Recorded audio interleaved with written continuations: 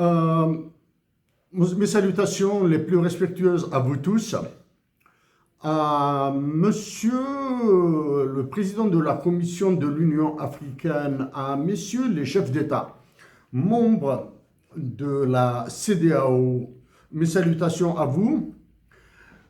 Mon objectif en tant qu'Algérien est d'éviter la guerre entre l'Algérie et le Mali d'un côté, l'Algérie et le Maroc d'un autre côté, et l'embrasement de toute l'Afrique du Nord. Pour ce faire,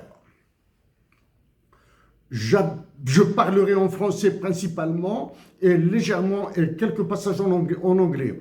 Si je dois revenir vers l'anglais dans une autre intervention, elle sera faite dans cette langue intégralement. Parce que le français est prédominant dans les colonies françaises en Afrique, dans les colonies d'Emmanuel Macron, donc je suis obligé de parler en français. To the head of states of all the members of the ECOWAS, my target is to avoid the war between Algeria and Mali and between Algeria and Morocco. I will be speaking as an Algerian citizen here. My target also is to destroy completely and fully the ECOWAS, the West African Economic and Monetary Union, the Bank of Africa, Banque africaine de développement, the African Bank for Development. My target is to destroy them. I have said before that these organizations are terrorist ones. I repeat it now. I apologize, I cannot sustain my speech fully in English because the main colonies of Emmanuel Macron in Africa are using French in their official commitment. Dans une première partie, j'aborderai les équilibres explosifs entre l'Algérie, le Maroc et le Mali. J'aborderai ensuite, bien sûr, cette gigantesque manipulation du drone entre l'Algérie et le Mali. Mais pour cela, je lance un appel dès à présent à toutes les populations africaines victimes du franc CFA de se soulever pacifiquement pour demander à leurs dirigeants, qui sont de facto, d'abandonner immédiatement le franc CFA. Faute de quoi, Emmanuel Macron fera de vous une bouillie pour chiens. Pour cela, je vais remonter, j'ai qualifié le franc CFA d'arme de destruction massive. D'accord? J'ai qualifié le franc CFA de génocide fiduciaire. J'ai qualifié la BCAO, la Banque centrale des États de l'Afrique de l'Ouest, la CEDEAO, l'Union économique monétaire ouest-africaine, l'Union monétaire ouest-africaine, la Banque africaine de développement d'organisations internationales interétatiques africaines de terroristes. Tenons, si par le passé j'ai abordé des aspects de l'histoire plutôt du franc CFA, maintenant je vais l'aborder sous l'angle du droit international pour vous montrer que la CEDEAO, ECOWAS en anglais, ont été l'œuvre de puissances étrangères qui ont bénéficié à la France principalement. Pour cela, je vais utiliser une partie en anglais, une partie en français. Si je dois intervenir en anglais intégralement, je le ferai. Au président du Ghana, Monsieur John Dramani Mahama, au président du Nigeria, Bola Ahmed Tinubu, au président de la Sierra Leone, Julius Maado Bio. You are members of terrorist organization.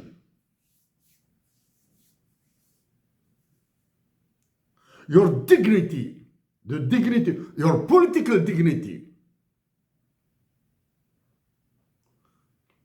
must make you living right now. All the international organizations which are destroying Africa. I will be dealing with international law, with some economic aspects through the IMF, the International Monetary Fund, and the World Bank. Before doing this, I have just to read for you a little bit of this book, written by a Spanish lawyer, Ildefonso Falcones, esclave de la liberté. Une foule dense et miséreuse s'entassait sur le sable. Sanglots et lamentations déferlaient sous les cris et le claquement des fouets des gardes. Il y avait là 700 jeunes femmes, filles et fillettes d'origine africaine aux peaux couleur noir ébène ou chocolat. La plupart d'entre elles nues, d'autres en guenilles.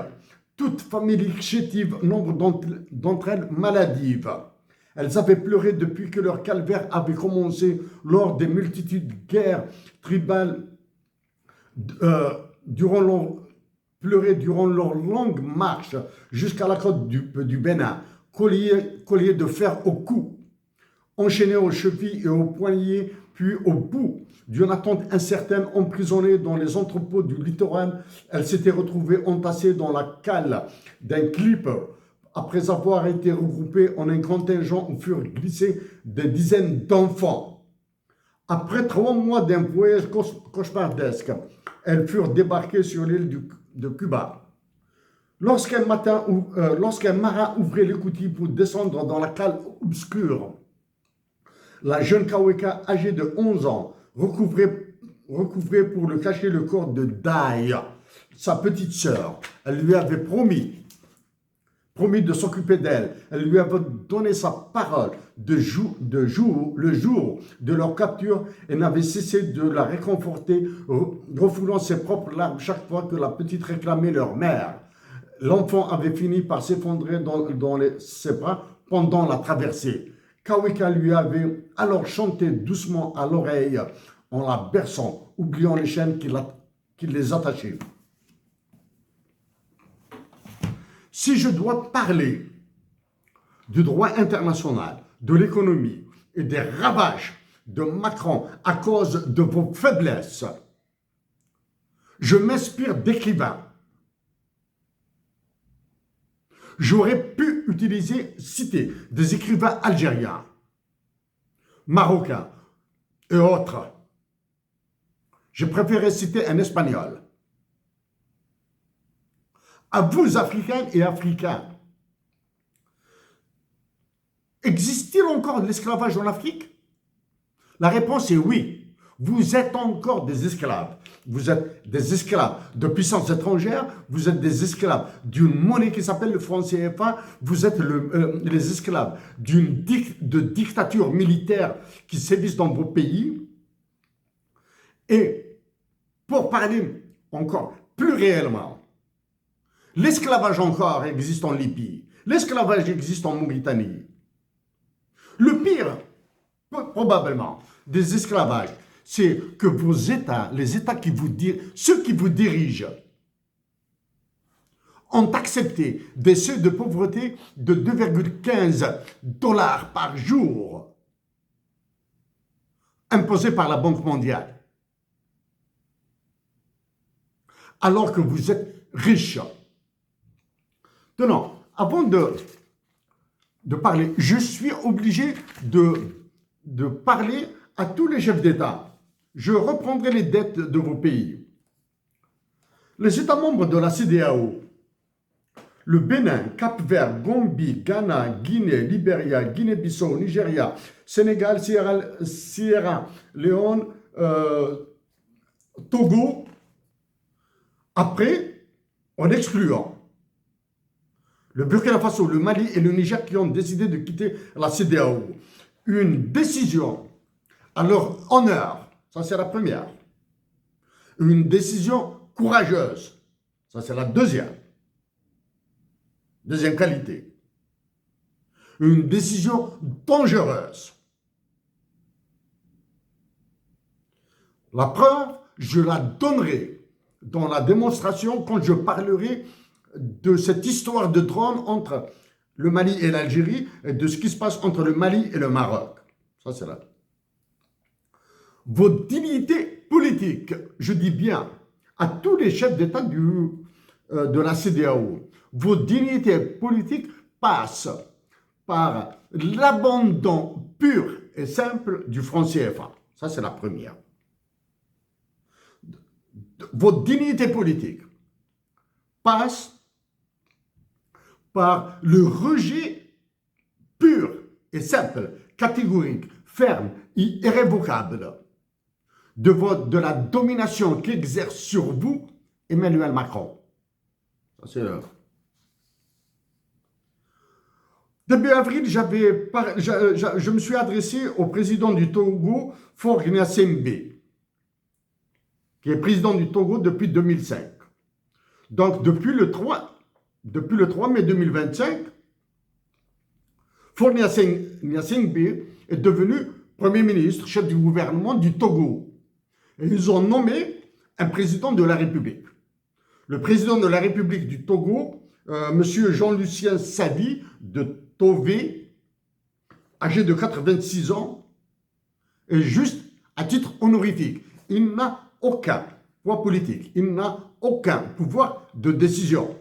Monsieur Faure Gnassingbé,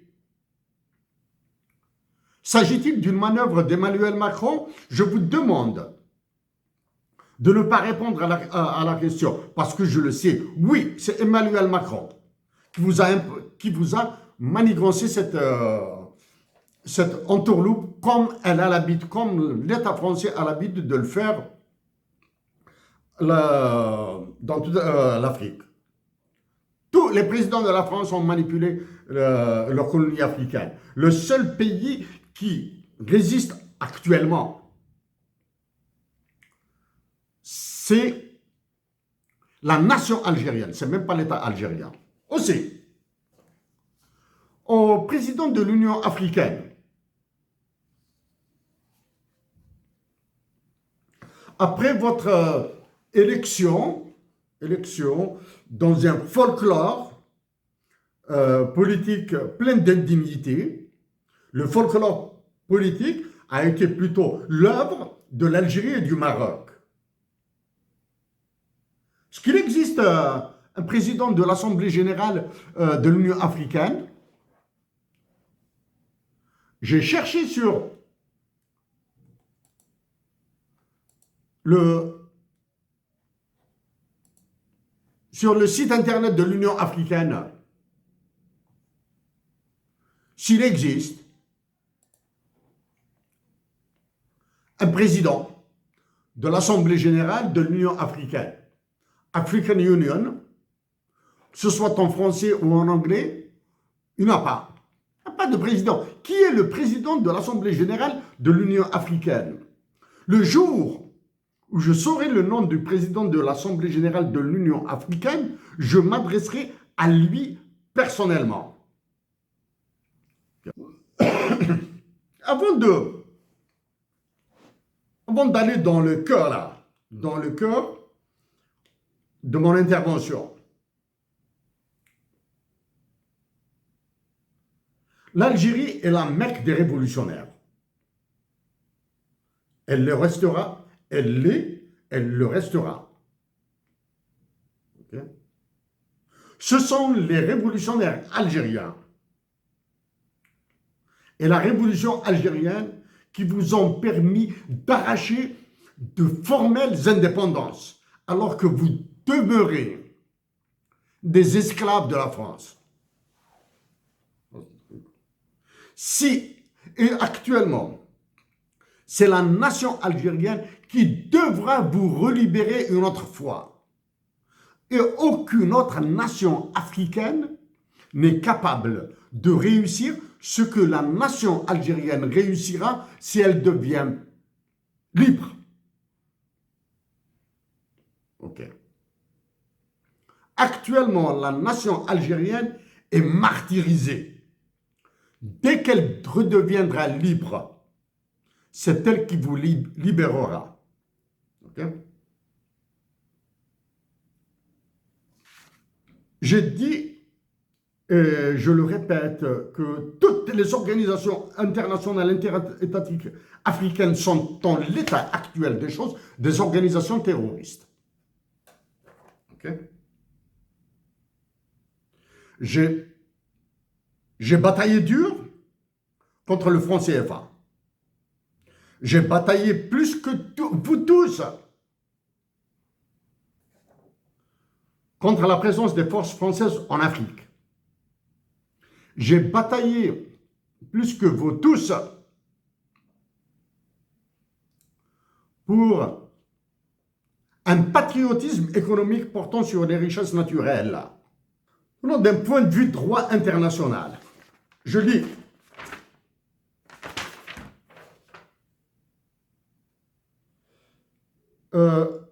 C'est en anglais. 4 May 1967, in accordance with Article 7.2, the Article of Association for the Establishment of an Economic Community of West Africa, done at Accra on 4 May 1967, were concluded pending the formal establishment of the community preamble. Thereafter, two additional agreements were concluded. The treaty establishing the Community of West Africa, concluded at Abidjan on 17 April 1973 between the Ivory Coast, Mali, Mauritania, Niger, Senegal, and Upper Volta, Burkina Faso, and came into force on 1st January 1974 and deposited with the government of Upper Volta. And second, the Treaty of Economic Community of West African States, ECOWAS, concluded at Lagos on 28 May 1975 between Benin, the Gambia, Ghana, Guinea-Bissau, Ivory Coast, Liberia, Mali, Mauritania, Niger, Nigeria, Senegal, Sierra Leone, Togo, and Upper Volta, came into force on June 1975 and deposited with the government of Nigeria. Donc, la création de la CEDEAO et l'ECOWAS remonte à 1967. Depuis cette formelle indépendance des colonies françaises en Afrique, avant l'indépendance de l'Algérie, et jusqu'à maintenant, tous ces pays étaient dirigés par des dictatures militaires. Tous, absolument tous, et sans aucune exception. L'ECOWAS a été imposé par les Anglais et les Français.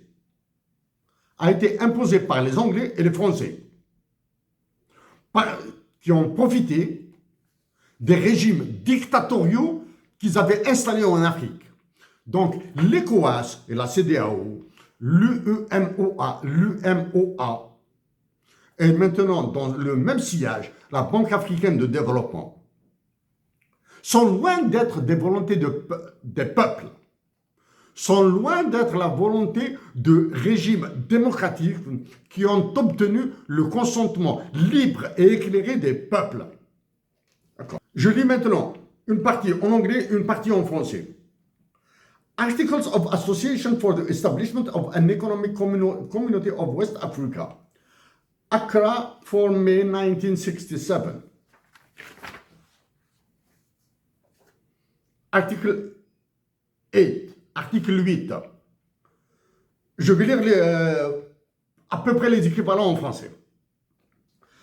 Le point D de l'article 8.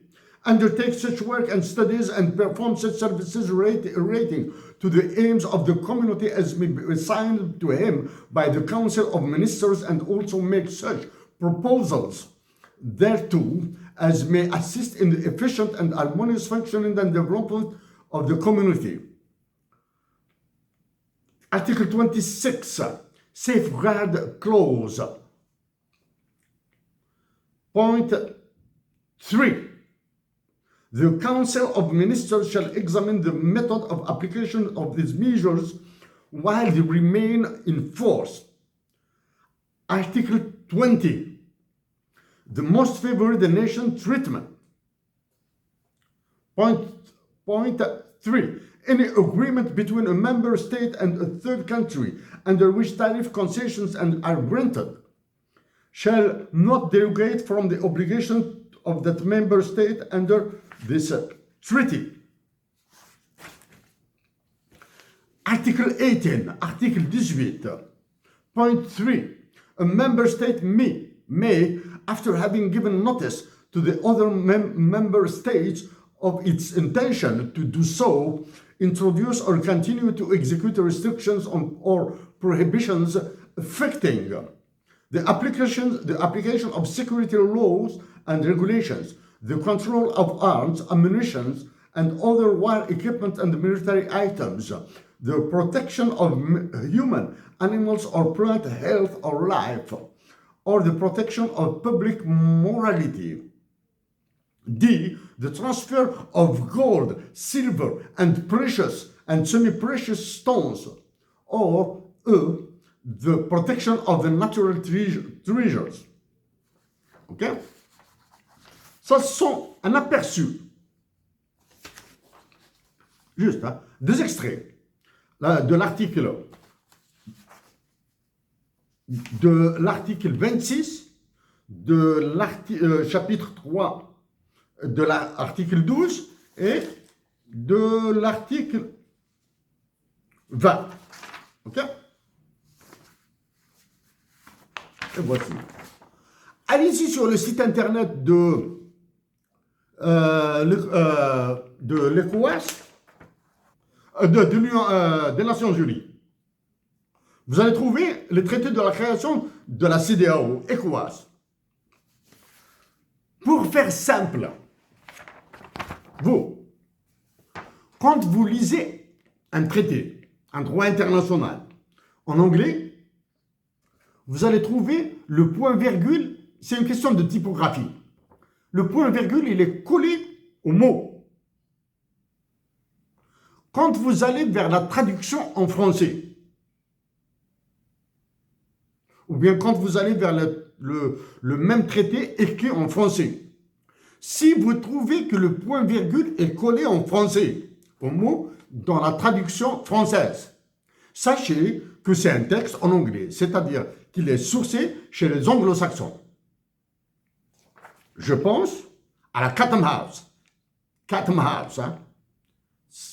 Chatham House, c'est l'équivalent de la Rand Corporation, de Heritage Foundation aux États-Unis d'Amérique. C'est elle qui impose ces droits en Afrique, ces droits internationaux à travers la planète entière et à travers toute l'Afrique. Maintenant, quand vous lisez, quand on trouve l'article 26, ça c'est de 1967, Safeguard Clause, et quand vous trouvez la mention de Most Favored Nation dans ce traité, c'est-à-dire qu'ils ont appliqué au peuple dominé, au peuple africain esclave, les recommandations du GATT, qui est devenu l'OMC, avant même la naissance de l'OMC. Okay? Maintenant, c'est l'article 20, Most Favored Nations, et la clause de sauvegarde, c'est l'article 26. Ils vous ont appliqué l'accord du GATT et de l'OMC alors que vous étiez sous des régimes dictatoriaux, des régimes militaires dictatoriaux. Maintenant, en français, Article 14, tombe dans les statuts de la CEDEAO. Le Conseil économique et social, il est créé un conseil économique et social. Ce conseil a un rôle consultatif et est composé des représentants des différentes catégories d'activités économiques et sociales. Consultatif, c'est-à-dire il n'a aucun pouvoir de proposition, il n'a aucun pouvoir de décision. Ça, c'est le truc. La composition et l'établissement et l'organisation du Conseil économique et social sont définis dans un protocole y afférent. C'est-à-dire, on vous envoie au diable. Article 15. La Cour de justice, création et compétences. Il est créé Cour de justice. Hein. C'est comme ça. C'est-à-dire, il y a même des fautes. Il y a même des fautes. Il n'est pas dit, il est créé une Cour de justice de la communauté. Cette Cour de justice est une coquille vide qui brille par son absence actuellement. Article 16. Tribunal arbitral, création et fonction. Il est créé un tribunal d'arbitrage de la communauté. C'est comme l'organe des règlements différents de l'OMC s'appelle l'ORD, s'appelle pas tribunal. Ok? Parce que les représentants à l'OMC ne sont pas des élus. Est-ce que ceux qui sont à la CEDEAO, à l'UEMOA, à l'UMOA sont des élus? 12. L'article 12, le traité révisé de la CEDEAO. Dans l'exercice de ses fonctions, la Cour de justice est dépendante des États membres et des institutions de la communauté. Elle est dépendante de qui, là? Les arrêts de la Cour de justice ont force obligatoire à l'égard des États membres, des institutions de la communauté et des personnes physiques et morales. OK? Article 27. Sciences et technologies. A. Renforcer les capacités scientifiques de l'Afrique. B. Assurer une application appropriée de la science et de la technologie. Ça, c'est la création dans le baratin de la création de la CEDEAO. Dans le cadre de cette coopération, les États membres s'engagent à harmoniser au niveau communautaire leur politique nationale relative à la recherche scientifique, etc., etc. Je vous signale que article 27, sciences et technologies, il y a une faute. Technologie, il est écrit avec T-E-C-H-T-E-C-N-O-L-O-G-I-E. Il manque le H. Dois-je aller dans l'interprétation des articles d'après? Non. J'ai dit au début que c'est la révolution algérienne qui a permis l'indépendance formelle de certains États africains. OK? Je le répète, c'est la nation algérienne qui vous libérera de votre esclavage actuel. Une fois, la nation algérienne recouvrera sa liberté. OK?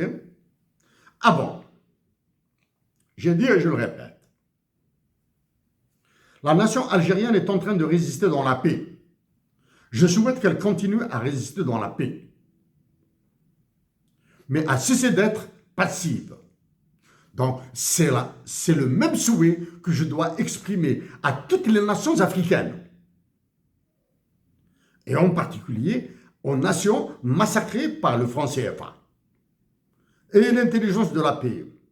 Je vais parler après du Mali, de l'Algérie et du Maroc, du Burkina Faso et du Niger. Pas encore. J'essaie d'être simple dans mes mots, parce que le reste est très compliqué. Au président président de la Commission de l'Union africaine, M. Mahamoud Ali Youssef, ancien ministre des Affaires étrangères de Djibouti.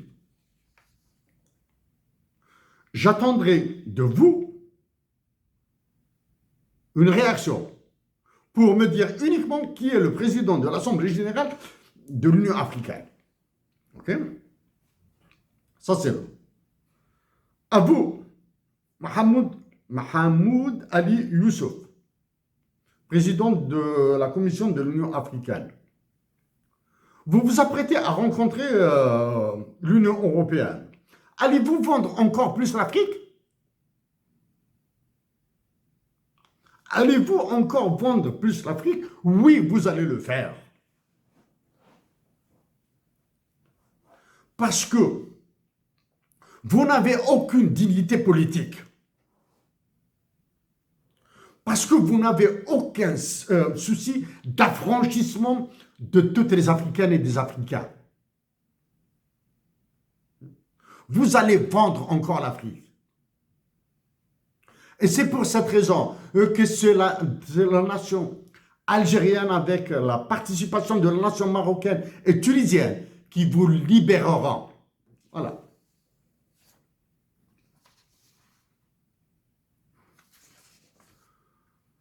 Je passe à autre chose. Je reviens à un aspect encore plus simple.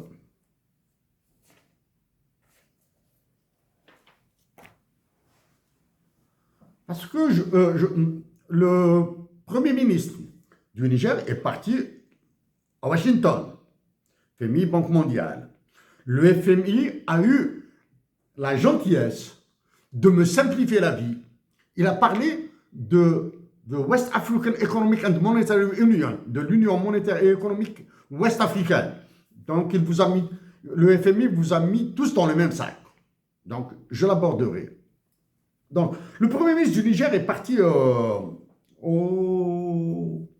Washington, FMI, Banque mondiale. Ensuite, il a été convoqué au secrétariat de la défense américain. Okay. Je dis bien, il a été convoqué.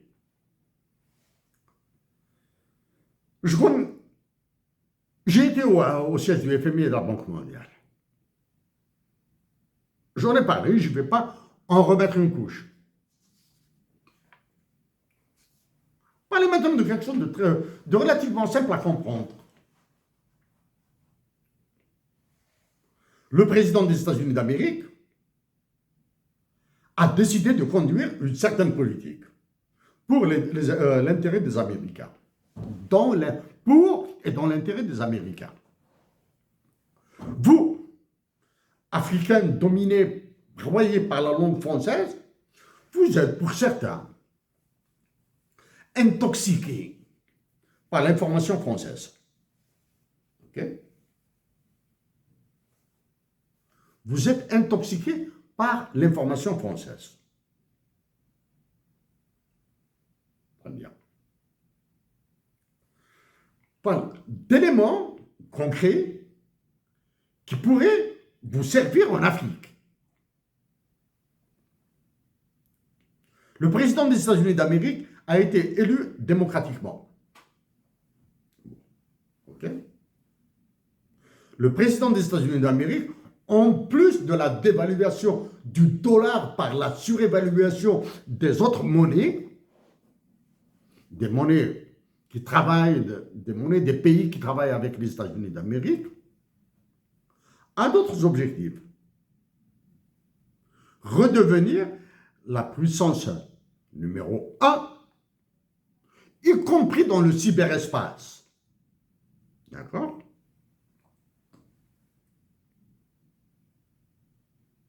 Il a mis le Mexique et le Canada dans une pression terrible. Ok? Si l'information française vous bassine avec de la connerie,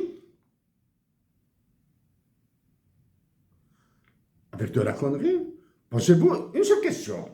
Pourquoi l'Union européenne est en train de massacrer la migration africaine vers l'Europe? L'Union européenne. Si ce qu'elle fait est bon pour l'Union européenne, donc ce que fait le président des États-Unis d'Amérique pour les migrants est bon. Et encore, lui, il ne vise que la migration illégale. Ok? Si le président des États-Unis d'Amérique veut redevenir une suprématie, il le deviendra. Okay? Au Canada, qu'est-ce qui s'est passé au Canada? Je vous parle du Canada. Il a parlé, le président des États-Unis d'Amérique a parlé non pas d'annexion du Canada, il veut faire du Canada le 51e État par la volonté des Canadiens.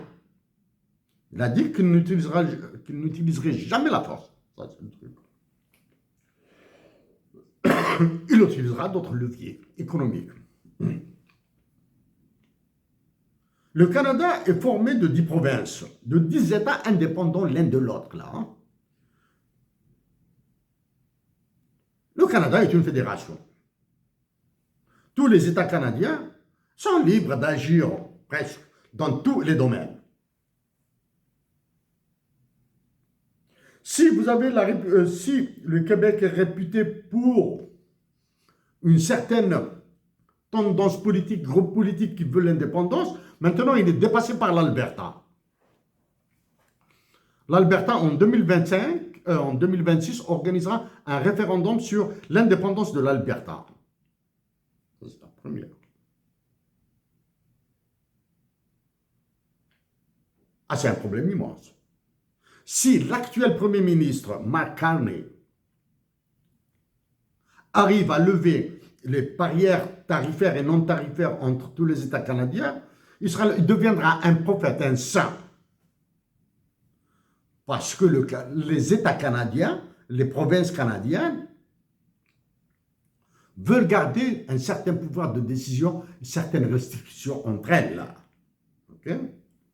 Là on risque d'y aller. Le Canada risque d'y aller vers la même monnaie, le dollar canadien, un futur dollar canadien, un dollar canadien pour l'extrême ouest, un dollar canadien pour le centre, un dollar canadien pour l'est. Reste maintenant les projets de défense nationale. Actuellement, il y a une seule armée canadienne. Est-ce que les autres États accepteront d'envoyer, de fournir des soldats pour l'armée canadienne? Il se discutera. Okay? Une fois indépendant, il acceptera. Ça, ce sont des trucs. Mais tout ça, du moins tout ça, il y a le problème de l'indépendance du Canada vis-à-vis de l'Angleterre, du Royaume-Uni. Hein. Actuellement, le Premier ministre du Canada prête serment pour la reine, hein, qui sera fidèle à la reine, au roi, plutôt, Charles III. Ok? Après ça, voilà. Est-ce que le Canada demeure bloqué? Non. Avec tous ces problèmes-là, les Canadiens négocient avec les Américains. Avez-vous entendu parler de guerre entre le Canada et les États-Unis d'Amérique? Non. Malgré toutes les violences verbales et politiques verbales, hein, ça continue à négocier. Nous, en Afrique, pour moins que ça, pour un petit mal de dents, ou bien pour un chef d'État qui a passé une mauvaise nuit, se lève, bien un général, il se lève, non, je veux faire la guerre au pays intel, je vais faire la guerre à la tribu intel.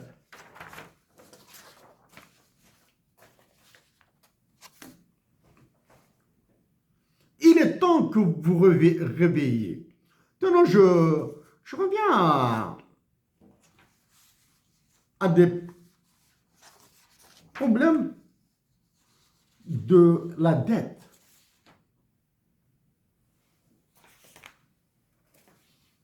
Savez-vous que tous les pays de la zone CFA, je dis bien tous les pays de la zone CFA, tous,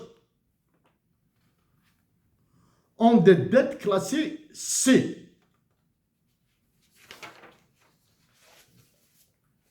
C'est-à-dire plus que spéculatives.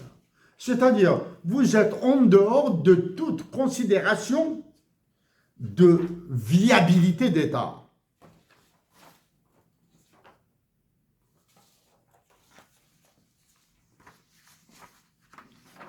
Quand vous lisez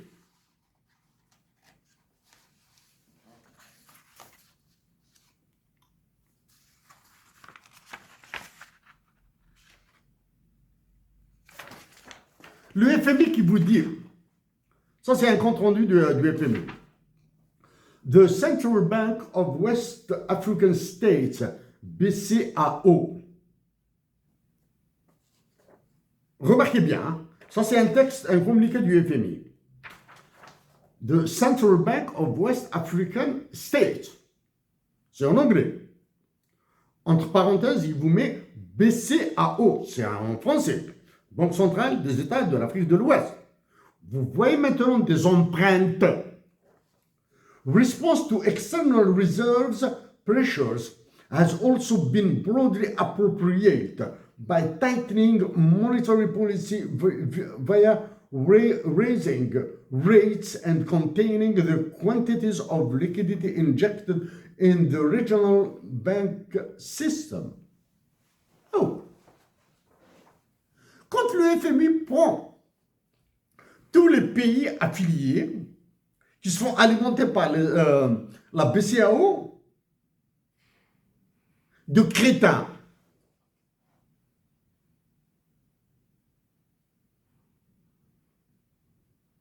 la BCAO a une politique monétaire. Ne peut pas avoir de politique monétaire. Et vous ne pouvez pas avoir, et tous les États membres de la BCAO ne peuvent pas avoir de politique budgétaire. Vous n'avez aucun contrôle sur votre monnaie. Vous n'avez aucun contrôle sur les prix de vos matières premières. Vous n'avez aucun contrôle sur vos réserves. OK?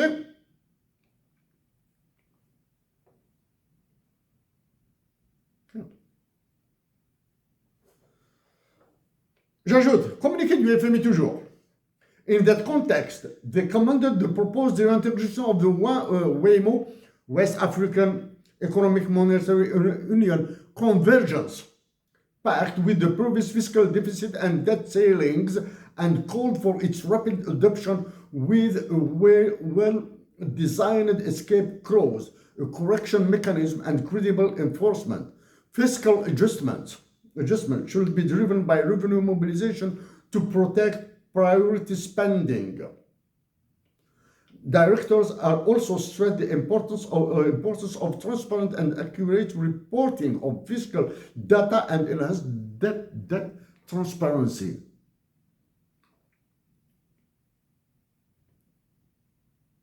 La réintroduction de la convergence économique, convergence des objectifs, inflation, emploi,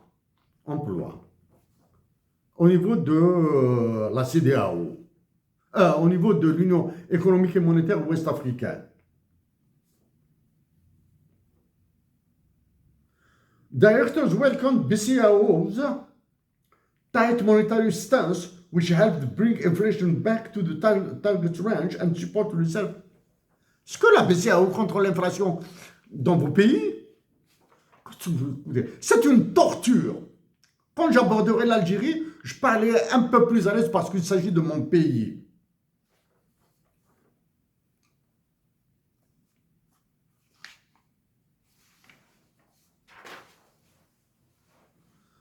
Ça, c'est pour l'aspect macroéconomique des États de l'Afrique de l'Ouest. Le Premier ministre du Niger pourra vous dire, ou bien fera dire aux autres ministres ce que signifie sustainable debt. Une dette sustainable, soutenable. Sachez que tous les pays du Sahel sont connus comme étant the poor countries heavily indebted, les pays pauvres et lourdement endettés. Est-ce que maintenant sustainable debt signifie que c'est une dette soutenable? Ou bien est-ce que c'est une dette qui va durable, qui durera jusqu'au 32e siècle? Je pense que plutôt ça. C'est une dette qui durera aussi longtemps que certes existeront certains peuples s'ils ne sont pas exterminés par les famines, par les maladies, par les guerres. Ok. Maintenant, le questionnement, pourquoi ces États ne sont pas déclarés en faillite? Parce que Emmanuel Macron a besoin de vos ressources naturelles. Okay. Maintenant, je passe au président de la Banque africaine de développement.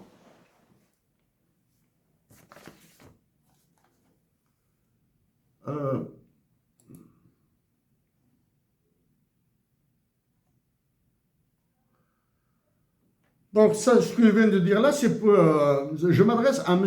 Abdoulaye Diop, président de la commission de l'UEMOA. M.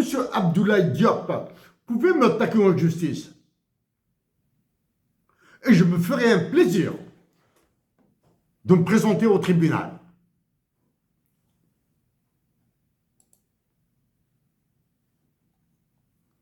Ça, c'est le site de l'Union africaine en anglais. En français, il est vide. Okay? C'est le président. Bon, je ferme ça.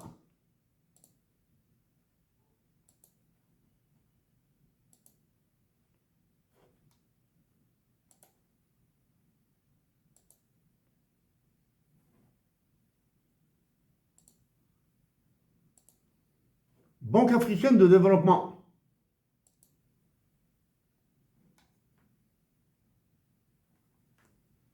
Quant au président de la Banque africaine de développement, c'est le nom là m'échappe là.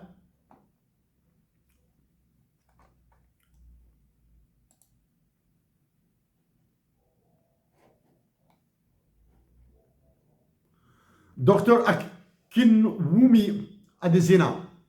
Désolé si je prononce mal votre nom. La Banque africaine de développement a prêté de l'argent à l'Algérie. Elle a prêté 1 milliard. 1 milliard de quoi? 1 milliard d'euros? 1 milliard de dollars US? Ou bien 1 milliard de cette unité que j'ai vue là, unité monétaire africaine, l'équivalent de l'écu. C'est quoi ça? Ça, c'est la première question. La Banque africaine de développement. 2.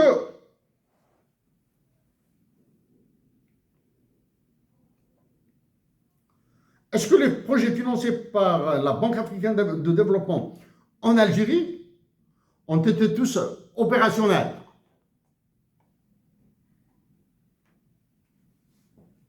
Non. Certains ont été annulés. D'accord? Dans le prêt que la Banque africaine de développement a accordé à l'Algérie, est-ce qu'il y a une libéralité? J'ai cherché pour le trouver. Non. Celui-là. Est-ce qu'il y a une libéralité? Quel est le taux d'intérêt? Donc, Monsieur Akinwumi Adesina, la Banque africaine de développement est incapable d'avancer une quelconque information sérieuse, crédible et vérifiable, parce qu'elle finance des régimes dictatoriaux. Vous financez des États dirigés par des dictatures. Vous avez vos salaires, vous avez vos employés, vous êtes payé. Dans quelle monnaie, s'il vous plaît? Êtes-vous payé dans le franc CFA, en franc CFA, en euros, en dollars? Hein?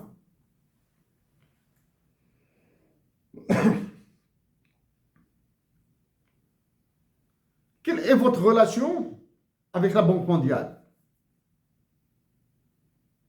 Structurelle? Fonctionnelle? Hiérarchique?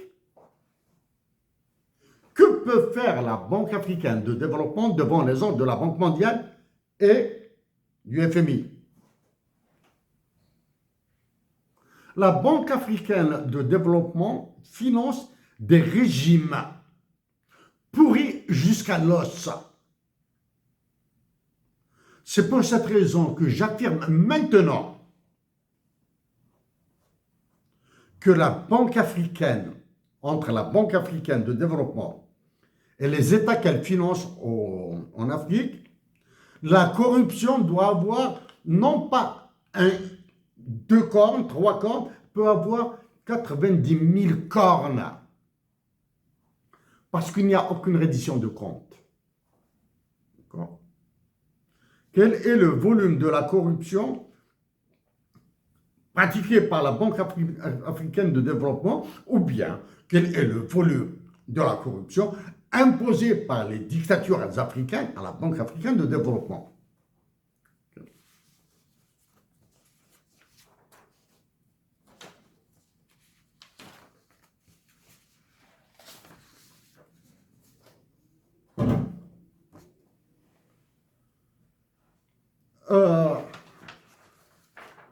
Donc, messieurs,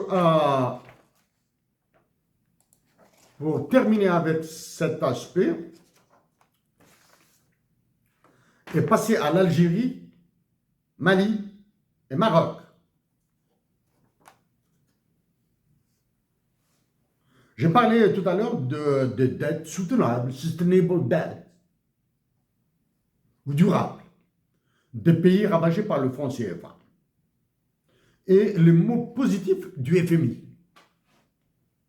le Fonds monétaire international. Voici ce que disent les agences de notation, Standard & Poor's, Moody et Fitch, à propos de vous.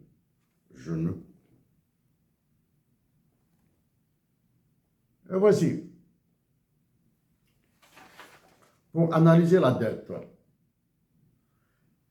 Et ça, j'ai ajouté une colonne pour la langue parlée. Hein. Donc, deux pays parlent le portugais, le Cap-Vert et la Guinée-Bissau.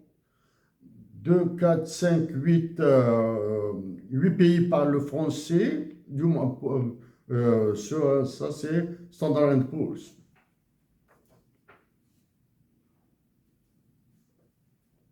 Le ratio de la dette de l'Algérie, j'en ai parlé, mais je le reprends rapidement. Hein. Le ratio de la dette des exportations de l'Algérie sur sa dette, exportation sur dette, il est de 12%. Celui du Maroc, la dette du Maroc sur ses exportations, il est de 110,3%. Celui de la Tunisie, de 202,2%. L'Algérie, il est de 12%. Ratio exportation, dette. Pourquoi exportation, dette? Parce que si vous supposez que toutes les exportations d'un pays sont destinées au remboursement de la dette, il faudra 12 années d'exportation, dans le cas de l'Algérie, hein, il faudra 12 fois les exportations d'une année donnée pour qu'elle rembourse sa dette. Je reviendrai sur la dette de l'Algérie. 110 fois pour le Maroc, 202 fois pour la Tunisie. Pour la Gambie, 198,6%. Pour le Ghana, 167,5%. Pour le Libéria, 179,1%.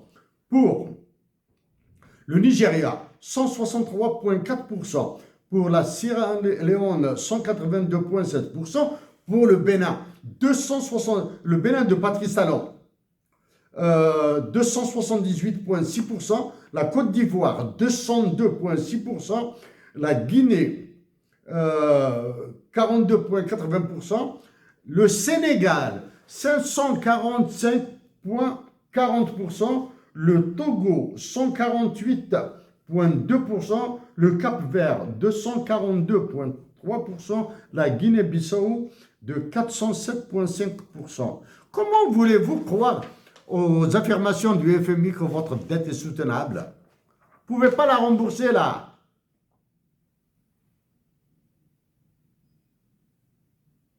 Donc, ils vont vous pomper. Maintenant, je reviens.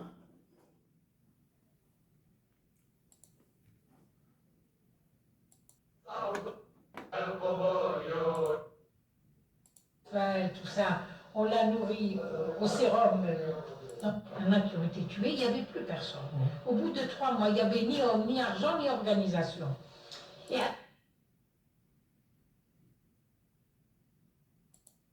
Je suis obligé de montrer ça. il a fait plusieurs prisons et il était en France, il a eu le régime politique parce qu'il a fait des rêves de la faim. Il est arrivé peut-être en janvier, lui à Sousa, et dans le jardin, on lui a dit, tu es un invité. Quand elle est arrivée, moi avant d'avoir fini. Ça, c'est bon. Maintenant, je reviens vers l'Algérie, le Maroc et le Mali. Une histoire de drone, une histoire pas rocambolesque, hein. Un sacré coup bien ficelé, hein. Les militaires maliens disent que leur drone a été abattu sur le territoire malien. Les militaires algériens disent que le drone a pénétré le territoire algérien. Tout le monde est satisfait de ce scénario. L'ancien Premier ministre du Mali, Choguel Maïga, en a mis une couche. Puisqu'il faut défendre l'Algérie, j'ai réagi à ces mots. Je lui ai dit de deux choses l'une. Ou il est naïf pour croire à cette version, ou il est idiot. C'est un idiot. Mon objectif, bien sûr, est de réagir et de défendre ma patrie, pas les militaires algériens. Je vais en dire quelques mots maintenant. C'est de défendre ma patrie, l'Algérie. Voilà. Et ensuite, m'adresser aux militaires qui se sont prononcés des deux côtés là, hein, des deux côtés.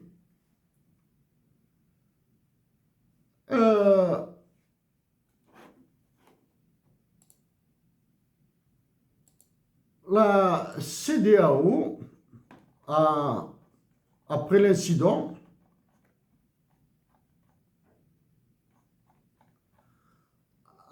après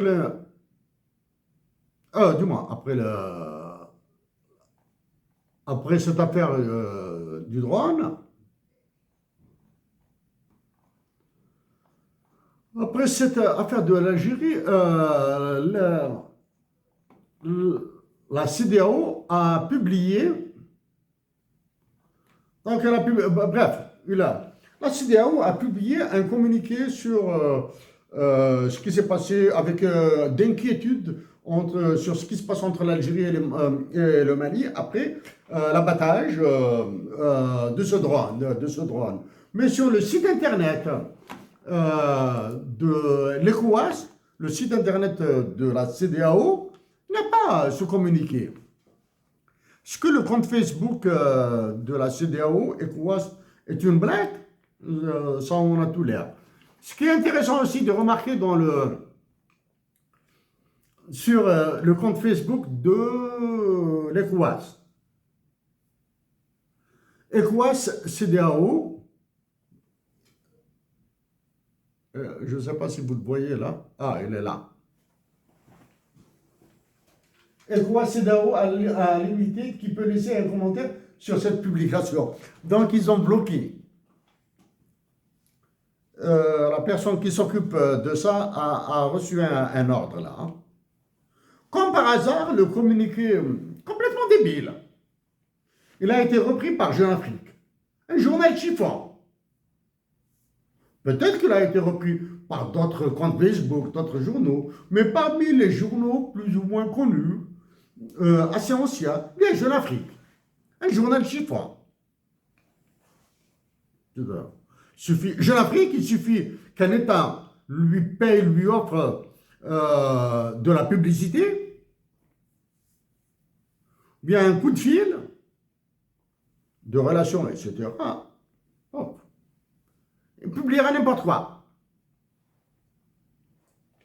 Donc, ce qui s'est passé entre l'Algérie et le Mali, cette histoire de drone, j'attendais une réaction des militaires des deux bords là. Hein. Mais les militaires des deux bords ont montré leur idiotie. Hein. Idiotie. C'est clair maintenant qu'ils ont été manipulés. Les militaires algériens et les militaires maliens ont été manipulés. Par qui? Il faut essayer d'identifier le manipulateur. Le premier manipulateur, peut-être, la diversion. Les généraux algériens sont dans un foutoir. Ils ont mis l'Algérie dans une bouteille, ils sont en train, les Algériens dans une bouteille, ils sont en train de les étouffer. Ils sont associés à de sales histoires avec Emmanuel Macron. Okay? Les militaires maliens, peut-être non associés à de sales histoires avec Emmanuel Macron, mais ils sont sous la pression d'Emmanuel Macron. Je vous signale qu'Emmanuel Macron a chassé son premier chef d'état-major particulier là. Hein. Il l'a chassé. Hein. Qui pourrait être le manipulateur des militaires algériens et des militaires maliens? Le président de la Turquie. C'est lui qui a vendu le drone au Mali. Est-ce que c'est possible? Je l'ignore. Parce que c'est son gendre qui fabrique ces drones en Turquie. Donc, lui trouver des contrats en Mali, au Niger, en Algérie, etc., ce serait bon pour les affaires. Est-ce que c'est une mauvaise lecture des positions de ce drone? Oui. Que ça peut être une mauvaise lecture de la position de ce drone?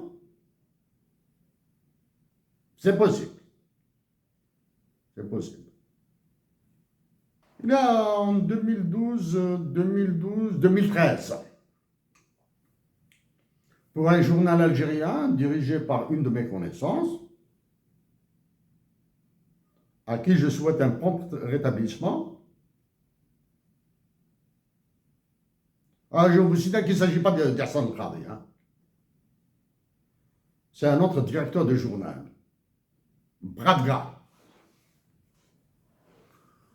M'a demandé, en échangeant, je lui ai dit que ça, je peux te couvrir brièvement la situation des frontières algériennes.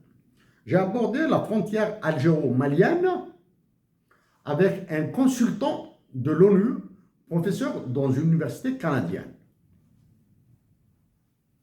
À partir très cool, pendant 2 heures à peu près, nous avons abordé la question de la frontière algéro-malienne, du droit international, etc. On en a parlé. Beaucoup. J'ai fait mon papier. J'ai coupé énormément de ce qu'il m'avait dit. Parce que c'est une zone explosive. Et ce directeur de journal, on a coupé encore. Ce n'est pas un reproche. On a coupé encore. C'est en 2013 que j'ai dit que que la France, à l'époque, voulait créer un brasier entre l'Algérie, le Mali et le Niger. Depuis l'élection d'Emmanuel Macron, ce brasier lui est devenu obligatoire. Il est obligé de créer ce brasier. Il est obligé de créer ce brasier. En plus du contrôle qu'il exerce via de poids lourds là, de poids lourds sur toute l'Afrique, dans toutes les colonies africaines. Politiquement, stratégiquement, et pour préparer, et pour politiquement, stratégiquement, pour la survie de la France, et pour préparer la révision constitutionnelle en France pour qu'il ait un troisième mandat, il est obligé de garder ses colonies africaines. Pour garder ces colonies africaines, il doit affaiblir au maximum l'Algérie, c'est ce qu'il a réussi magistralement bien, hein, avec un état-major qui lui appartient. L'état-major de l'armée algérienne appartient à Emmanuel Macron. Celui qui occupe la présidence de la République algérienne est une conciergerie pour Emmanuel Macron. Quand vous faites la somme de toutes les idioties africaines dans les colonies françaises, vous avez, c'est du pain béni pour Emmanuel Macron. It is bread and butter. Bread and butter pour Emmanuel Macron. C'est du pain et du beurre pour Emmanuel Macron. Okay?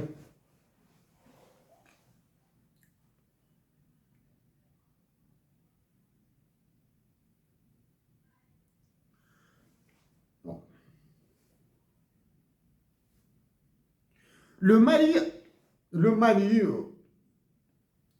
dont la forme, a les mêmes problèmes que l'Algérie. En Algérie, les prisons sont bourrées de détenus politiques.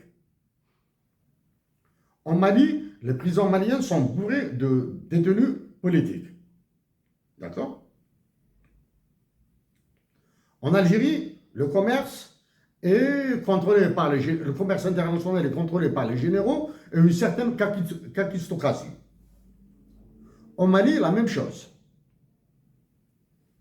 En Mali, quand vous avez les dirigeants du Mali, quand ils ont décidé d'instaurer certains taxes, il y a eu un mouvement de réaction extrêmement violent. Mali. Ça.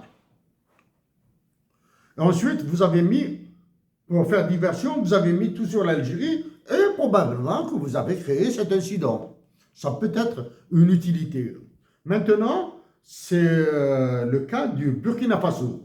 N'est pas Thomas Sankara qui veut. N'est pas Thomas Sankara qui veut. N'est pas Moumié qui veut. N'est pas Hussein Ahmed ou Abban Ramadan qui veut, ou bien la Bible Mehdi qui veut, là. Ok? Ils ont à peu près les mêmes problèmes. Le Mali, du moins les mêmes problèmes, dans la forme, certains problèmes se ressemblent dans la forme.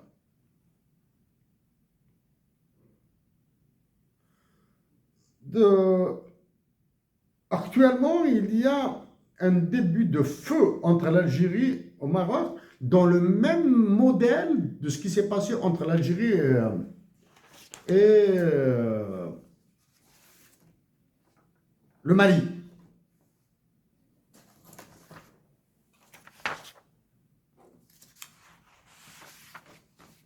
Maintenant,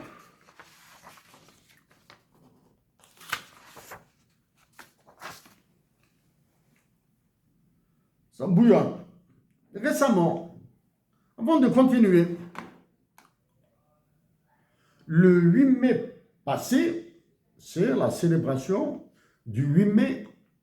Ça devait être la célébration du 8 mai, la commémoration du 8 mai 45 et de la bravoure de la nation algérienne.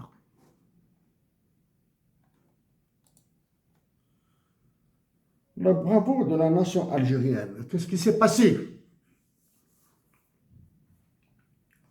Les généraux algériens ont arrêté un compatriote, un Algérien, qui a dit que Tamazight et ceci, cela, etc., etc.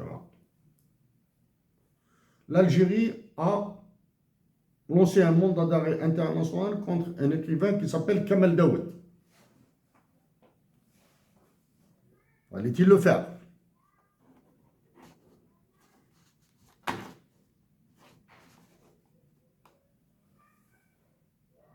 Donc, je continue. Il fallait une reprise, là. Je reprends.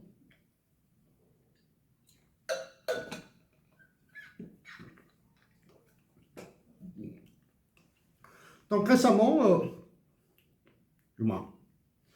il y a une semaine de cela, la nation algérienne a été privée de commémorer le 8 mai 1945, les massacres de Sétif, Galma et Kharata.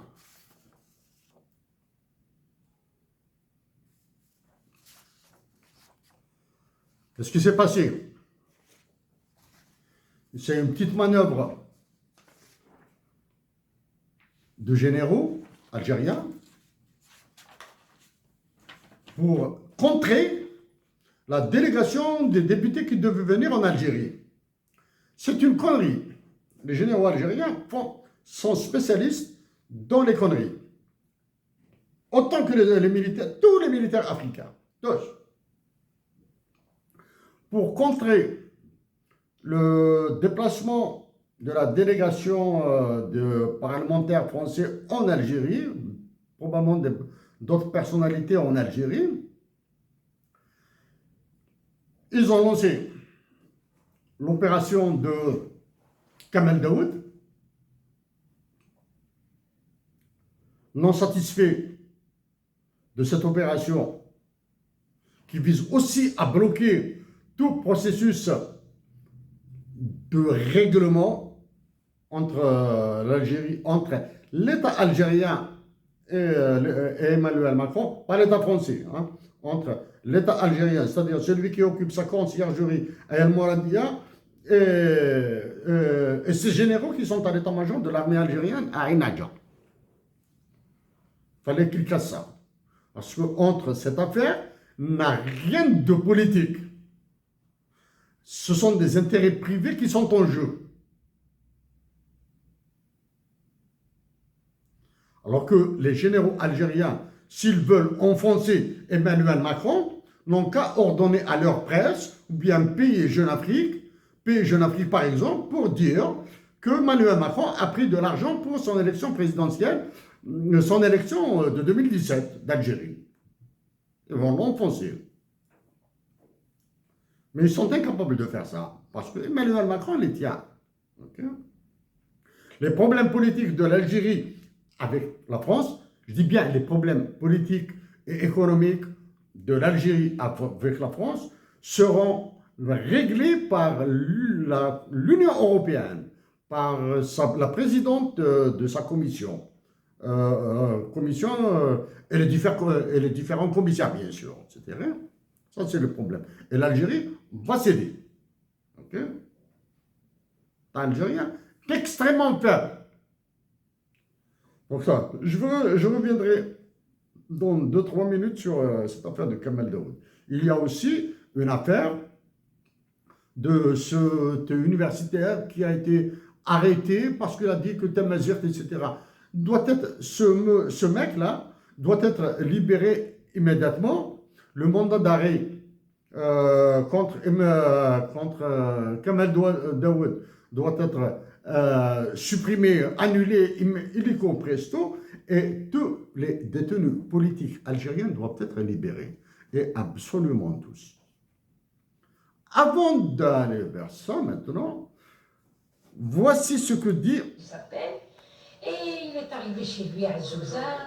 Sa mère ne l'attendait pas, elle était dans les champs en train de travailler, on l'a appelée dans le jardin, on lui a dit, t'es un invité. Quand elle est arrivée, elle a vu son fils, elle est tombée en syncope, elle a eu une paralysie partielle, la moitié du corps qui s'est paralysé.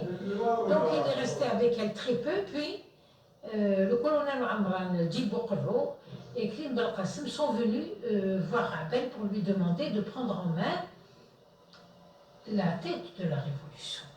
Il y avait la zone autonome Alger Évidemment, ils ont arrêté tout le monde. Il y en a qui se sont sauvés, il y en a qui ont été en prison, il y en a qui ont été tués. Il n'y avait plus personne. Au bout de 3 mois, il n'y avait ni homme, ni argent, ni organisation. Et Abed a accepté. Moi, je l'ai vu fin avril. On m'avait dit avant qu'on voulait... Enfin, je ne savais pas que c'était Abed, mais qu'il y avait quelqu'un qui voulait me voir. Mais j'étais hospitalisée, là, j'ai subi une petite intervention. Et je suis arrivée fin avril. Et c'est Ahmad Al-Rachid, l'étudiant avec de 19 ans, qui a amené Abed chez moi. Bon, je ne savais pas qui c'était pendant longtemps, jusqu'au jour où lui-même m'a dit voilà qui je suis. Donc Abed venait à la maison et commençait à organiser la première fois.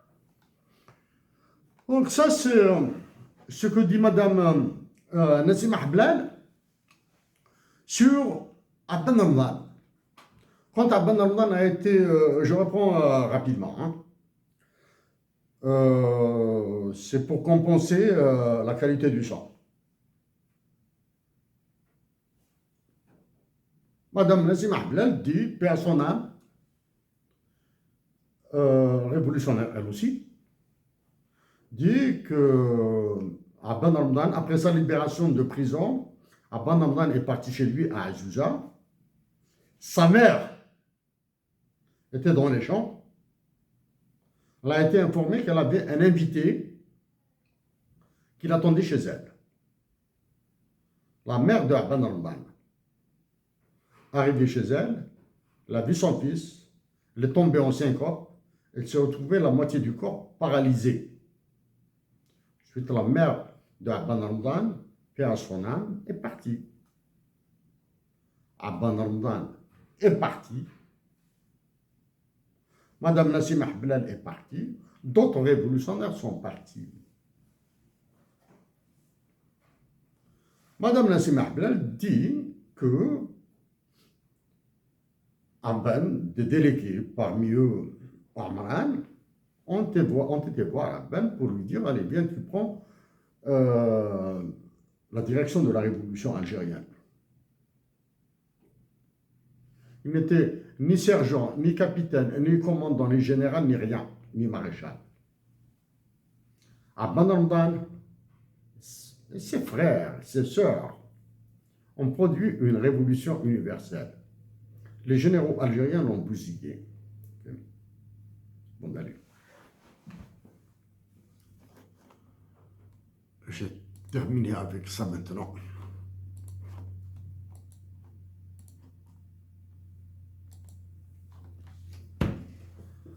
Je suis plus à l'aise maintenant. J'ai terminé avec ça.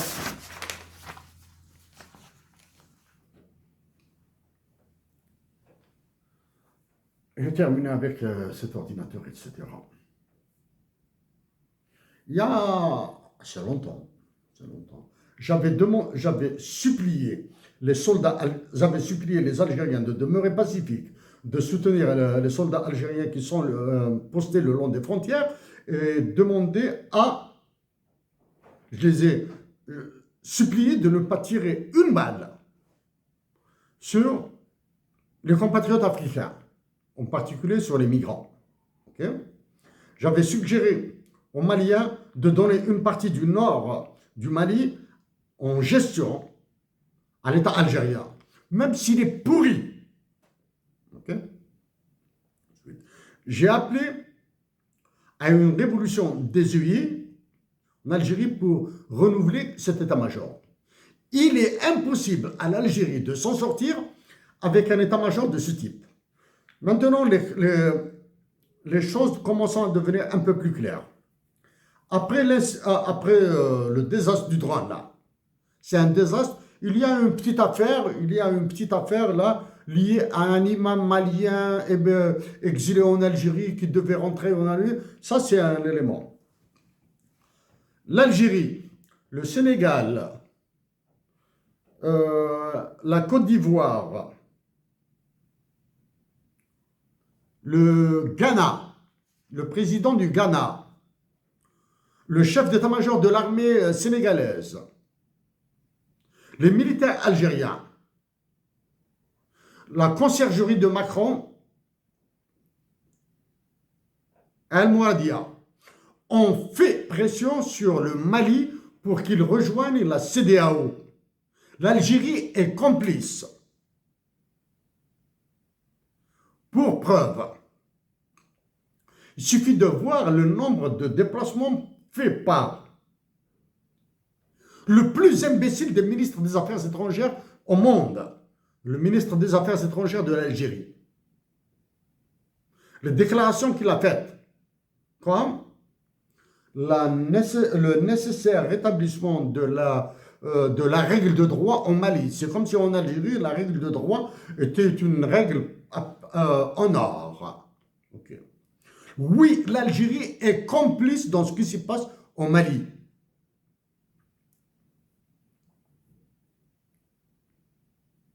Okay. L'État algérien, les militaires et celui qui est à Al-Mouradia sont complices dans ce qui se passe au Mali. Est-ce une raison pour offrir l'Algérie à la vindicte d'une certaine opinion publique là? Maintenant, quiconque peut s'ouvrir critique l'Algérie. De faire le distinguo, hein? Critiquer l'armée algérienne, c'est possible. Critiquer celui qui se prend pour le président de la République algérienne, c'est possible. Oui, mais critiquer l'Algérie, non.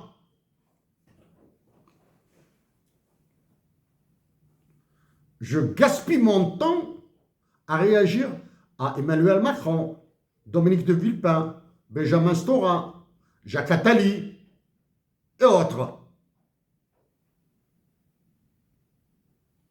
Touchez pas à la nation algérienne. La nation algérienne est dans le creux de la vague actuellement. Mais c'est la nation algérienne, une fois libérée, qui vous libérera. Ok? Je sais pas. Ensuite, ils ont les militaires algériens dans l'idiotie qui les caractérise, les généraux algériens qui les caractérisent, ont arrêté un universitaire pour Tamazight, qui a dit des choses sur Tamazight. Ce monsieur qui a dit des choses sur Tamazight, etc., a le droit de dire ce qu'il veut sur Tamazight.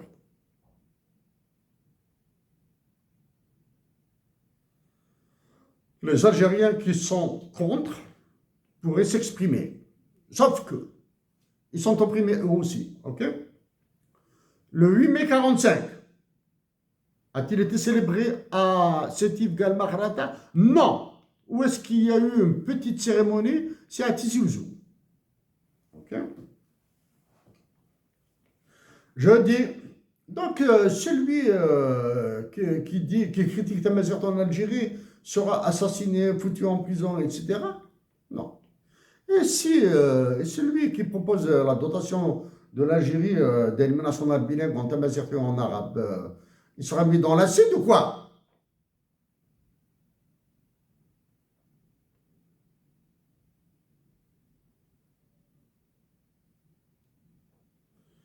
Le mec qui a parlé, qui a nié l'existence des Amazirs en Algérie, ça c'est écœurant, hein, parler de lui. Quelle est la réaction qui s'est produite? Elle est venue du sud, d'un Telgui. Est-ce une réaction innocente de ce Telgui? Non.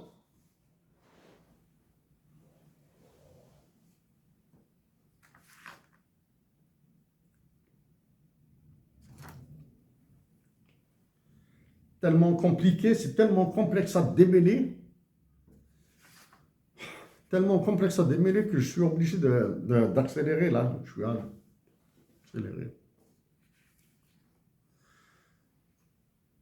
Je synthétise.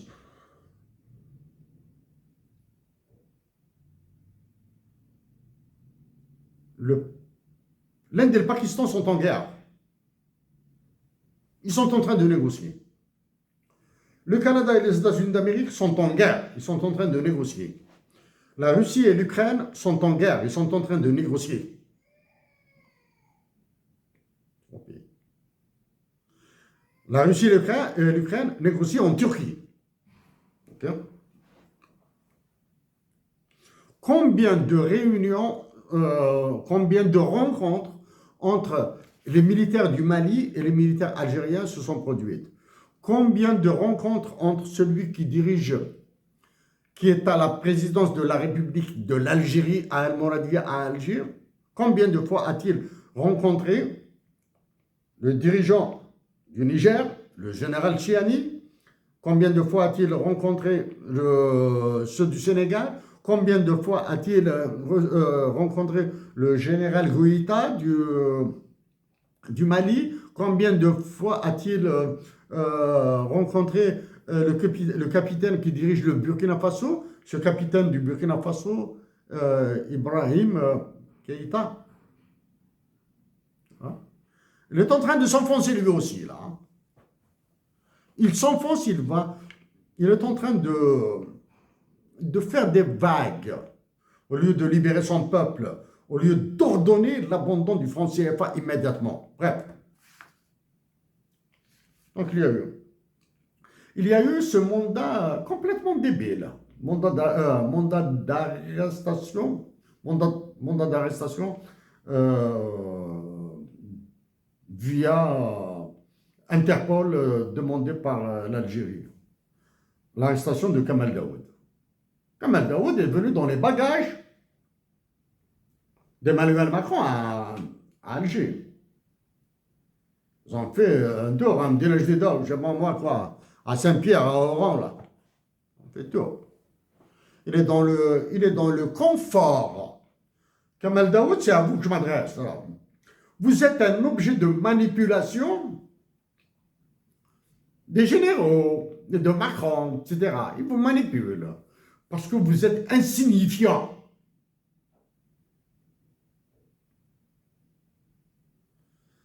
Kamal Daoud, il faudra que vous chassiez de votre esprit un quelconque poids de ce que vous faites dans ce qui se passe en Algérie et dans ce qui se passe entre l'Algérie et la France. Vous êtes une bille. Même pas une quille. Vous êtes une bille avec laquelle jouent les enfants. Kamal Daoud, il y a assez longtemps maintenant, je vous ai contacté pour que, au même titre que votre compère là, Yasmina Khadra, je vous ai contacté pour avoir votre opinion sur la dotation de l'Algérie d'un hymne national bilingue en arabe et tamazight. Très bien. La constitution algérienne a été modifiée avant, elle a été modifiée une dernière fois. Dans la dernière modification de la constitution algérienne, conduite prétendument par des universitaires algériens, il y avait un article qui porte sur l'intervention de l'armée algérienne à l'étranger. Un article criminel. Mais par contre, la constitution d'avant, personne ne sait qui l'a rédigé. Okay? Vous êtes absent. Vous croyez que votre nom est associé à de sales histoires, et je préfère, je m'abstiens de m'associer à ça. Kamal Daoud, que pensez-vous de la dotation de l'Algérie d'un hymne national bilingue? Ah, vous allez me dire que voilà un mec qui a parlé du droit international, de l'économie, du franc CFA, etc., parce qu'il n'a rien à voir avec la littérature, etc., etc. Non, je viens de vous lire un passage de ce livre. Ça veut dire que la littérature m'intéresse. Dois-je citer des Algériens vivants que je lis? Je préfère les laisser tranquilles. Mais les Algériens vivants que j'ai lus, je les cite dans des sujets un peu plus durs que ça, hein, dans des théories d'économie, de relations internationales. Hein. Mais vous, jamais. Rien. Et pourtant, nous avons signé dans le même journal ensemble, hein, dans le quotidien d'Oran. Oui, Katb Yassine, à l'âge de 17 ans, défendait l'Algérie à Paris. Katb Yassine est mort. Je préfère parler des morts. C'est un plaisir, c'est une joie. Oui, je préfère parler de Aziz Chouaki, écrivain algérien mort en France. Un écrivain qui aimait l'Algérie. D'accord? Mais je préfère vous associer à... comment il s'appelle là, l'écrivain marocain là, hein? Belgeloun. Par Belgeloun. Vous êtes du même calibre là. Vous êtes dans la même truc là. Même truc insignifiant, etc. Donc, tous les détenus politiques doivent être libérés. Ça, c'est la première. Ça, c'est pour permettre, même aux généraux qui contrôlent l'Algérie, de respirer. Là, ils sont en train d'étouffer. Hein. L'actuel prétentieux dirigeant de l'état-major de l'armée algérienne doit partir chez lui, là. Il y a aussi les généraux qui contrôlent la Banque d'Algérie, les généraux qui contrôlent l'aviation, les généraux qui contrôlent le CERIST doivent partir. Parce qu'ils ont montré leur faiblesse et leur peur. Ce ne sont pas avec des généraux peureux que l'Algérie s'en sortira.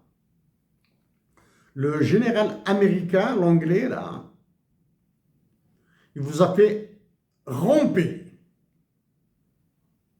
Par contre, celui, le militaire, le capitaine du militaire, du Burkina Faso, a osé l'affronter. A osé l'affronter, du moins dire ce qu'il pense. Je vous signale que les généraux en Algérie, on dirait, sont produits par des lapines. La production de généraux en Algérie est une production de lapines. Chaque jour, chaque 6 mois, on peut avoir un général. Le secrétaire d'État à la défense des États-Unis d'Amérique a dit qu'il va supprimer 20% des généraux les plus hauts gradés de l'armée américaine. La différence entre un pouvoir civil et une démocratie à l'américaine et un pouvoir militaire. Un animateur de télévision, ancien militaire lui-même, pas général, a dit qu'il va supprimer 20% des officiers généraux de l'armée américaine. En Algérie, le 5 juillet prochain, on aura 250 autres généraux. Bien. Donc, il n'y a pas peut-être une arme. Bon, maintenant le Mali, le Niger, là, le Mali, le Niger et le Burkina commencent à nous rattraper là. Ils ont autant de militaires en prison qu'en Algérie.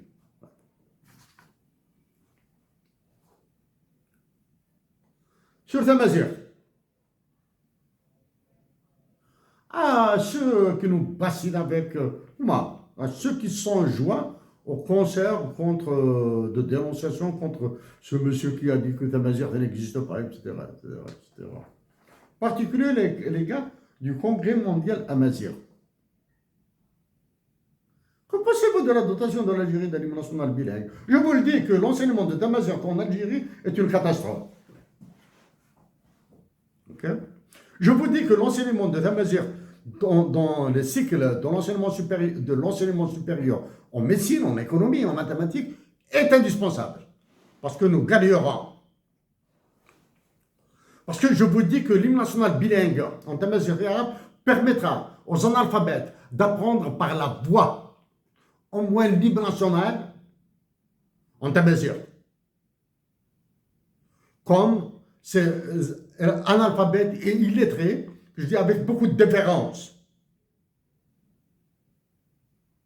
apprennent les chansons de Lounas Matoub. Où est-il? Que pensez-vous de la dotation de l'Algérie de l'hymne national bilingue? Okay. Tamazir a été victime d'une manipulation, y compris de la vôtre.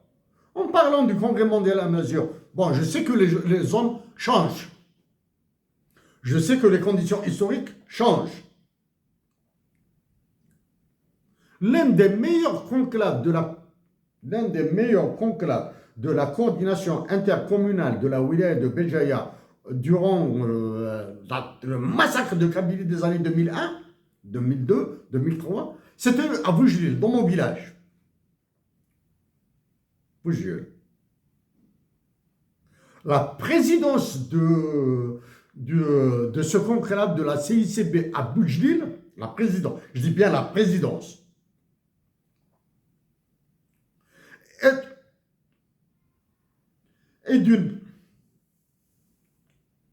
a été somptueuse, extraordinaire, de par la hauteur, la qualité et la conduite des débats. Ils étaient tendus. Ok? Le conclave a duré toute la nuit.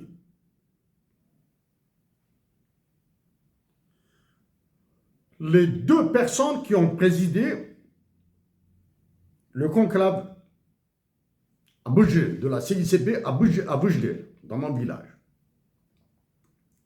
C'était immense. Ils ont été majestueux. Ils ont été magistraux. Okay? Il y a des anecdotes de blagues et il y a d'autres événements qui m'ont été rapportés après. Par exemple, Mazir, ce qu'il m'a dit, Mazir est vivant. Bon, c'est un pseudo, hein. Mais vous, du Congrès mondial à Mazir, à l'époque, il y avait un certain Belkacem comme président ou secrétaire général, etc. Je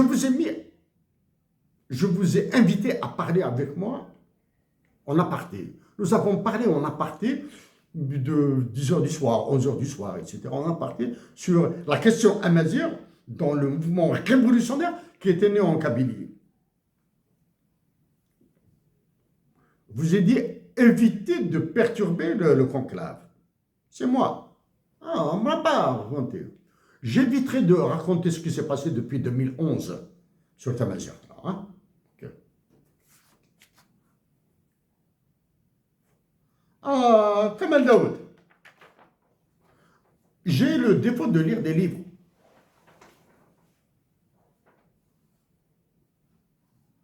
J'ai le défaut de lire des livres.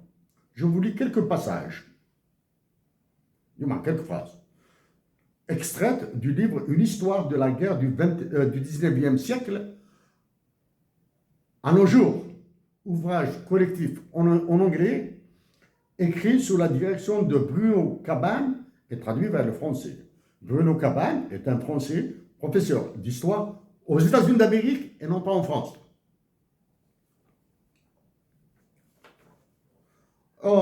Je vois la télévision algérienne qui a balancé ce matin une connerie. L'Allemagne, la France s'est inspirée de l'Allemagne. C'est l'Allemagne qui s'est inspirée de la France dans ce qu'elle a fait en Algérie. L'Allemagne a copié ce qu'a fait la France en Algérie. La Première Guerre mondiale a commencé en 1914. La France était présente, elle avait une expérience de combien? De 84 ans en Algérie, de massacre en Algérie. L'Algérie a été colonisée en 1830. La Première Guerre mondiale a commencé en 1914. Cela veut dire 84 ans d'expérience dans l'extermination de la nation algérienne. Bon. Caldwell s'inspirait des chefs militaires, comme le Français Thomas Robert Bugeaud, qui avait fait usage d'une violence extrême en Algérie dans les années 1840.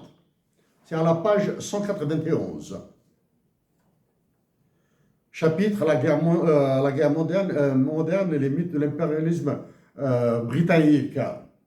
En France, la guerre d'Algérie mobilisa encore 1,2 million d'appelés entre 1952 et 1954 et 1962. C'est à la page 266. Je répète, en France, la guerre d'Algérie mobilisa encore 1,2 million d'appelés entre 1954 et 1962. C'est à la page 266. Kamal Daoud, si chacun de ces appelés avait tué en moyenne un Algérien, si chacun de ces 1,2 million d'appelés français avait tué un Algérien, ça veut dire que le nombre de victimes est de 1,2 million. Ok? En Algérie. Quelques minutes auparavant, je vous ai montré ce qu'avait dit Mme Nassima Hablal, une révolutionnaire paix à son âme, sur la mère d'Arban Ramdan qui est tombée en syncope et paralysée quand elle a vu son fils. Est-ce que la mère de Abban Ramdan est une victime de l'armée française ou non?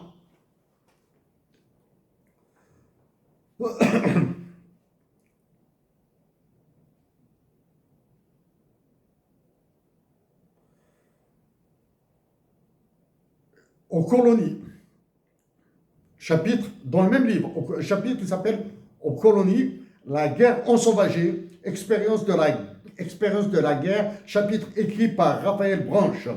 L'arme de la faim a aussi été notoirement utilisée pour maintenir le joug colonial et écraser des rébellions en Algérie à la fin du 19e siècle. Page 552, donc chapitre l'arme de la faim. La seule femme dont le viol a été rendu public est Jamila Boupacha. Cette jeune militante du FLN de 21 ans avait déposé une bombe dans une brasserie d'Alger en 1959.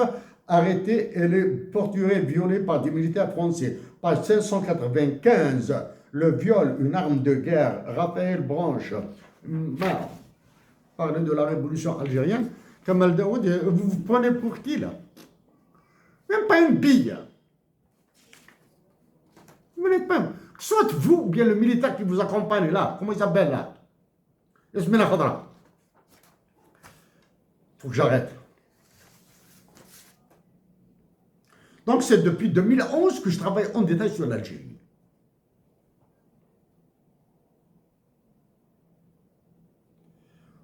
En travaillant sur l'Algérie, bien sûr, en plus de mes études, en plus de ceci, en plus de cela, etc., je lis.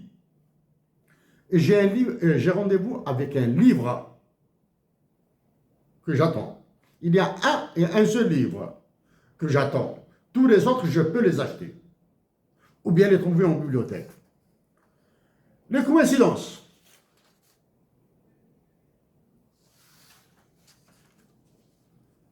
Les coïncidences.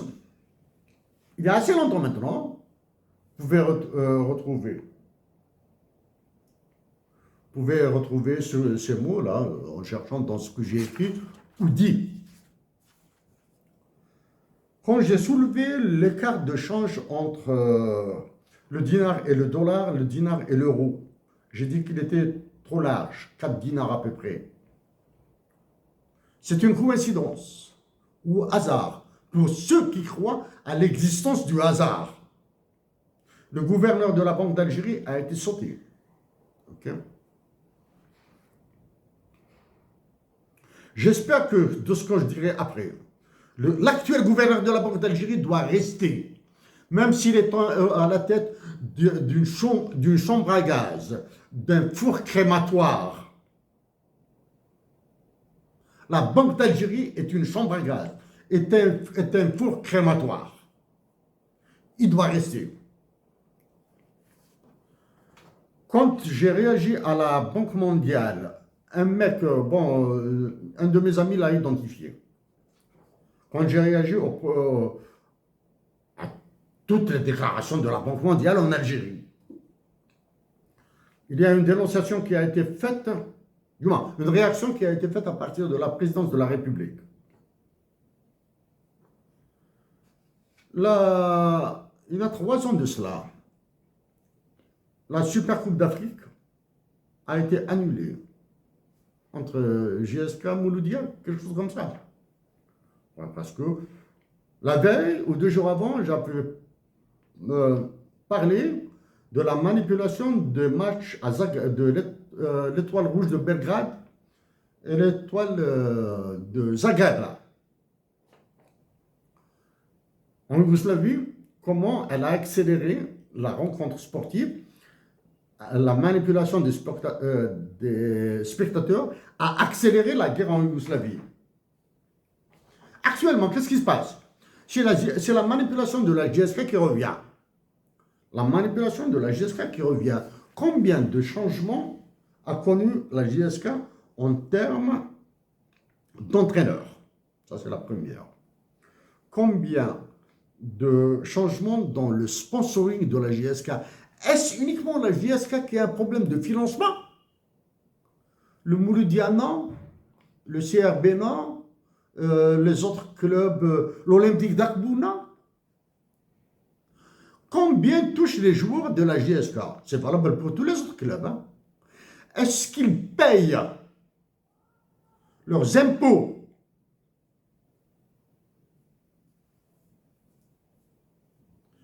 Est-ce que la JSK, est-ce que tous les clubs de football payent des redevances à l'État? Pourquoi avoir supprimé le Paris sportif algérien? La JSK, vous êtes en train de la manipuler.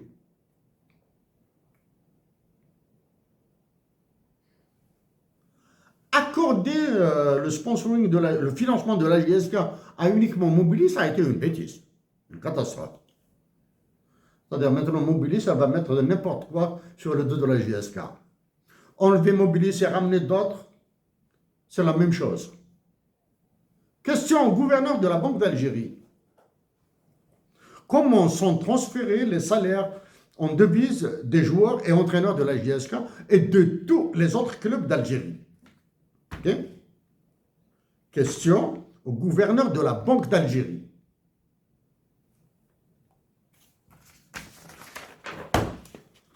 Je suis obligé de...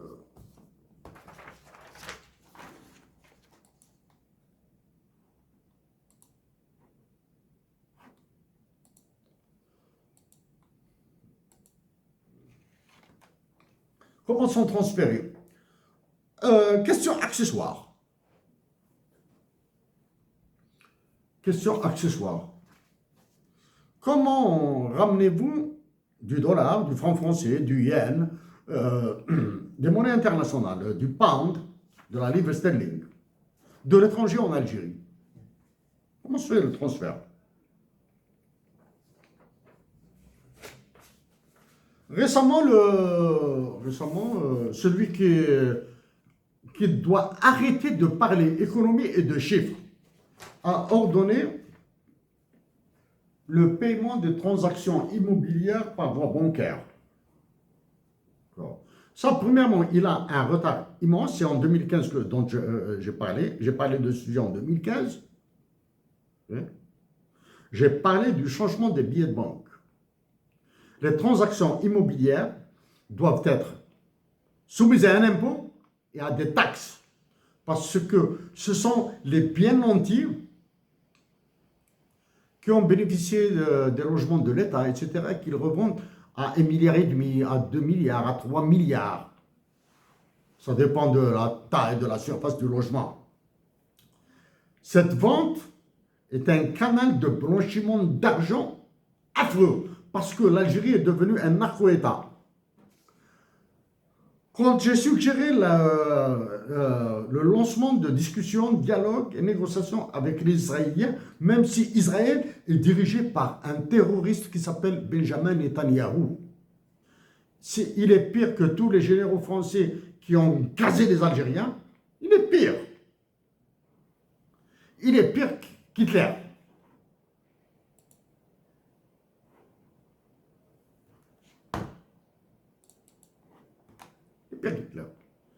Il fallait lancer des négociations, discussions. On va ouvrir des négociations.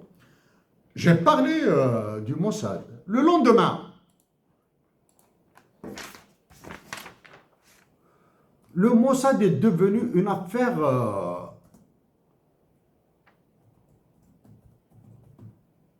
d'État en Algérie. Ça, c'est une autre coïncidence.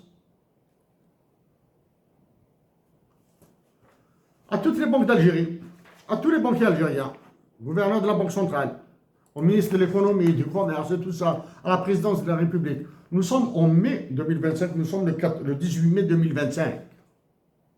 Est-ce que vous connaissez le PIB?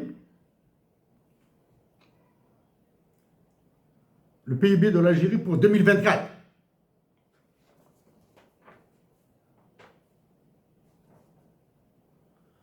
Celui qui occupe la présidence de la République, la conciergerie de Macron, ne fait absolument rien. Il a subi tous les coups d'État possibles. Coup d'État, c'est le coup d'État le plus salaud. C'est-à-dire, tu restes et tu ne fais rien. Il est interdit de partir à l'étranger. Il est interdit de négocier avec les Maliens, avec les Marocains. Rien.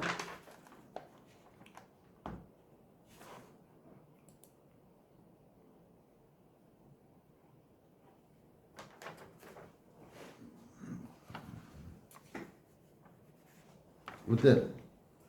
Oui, la télécommande.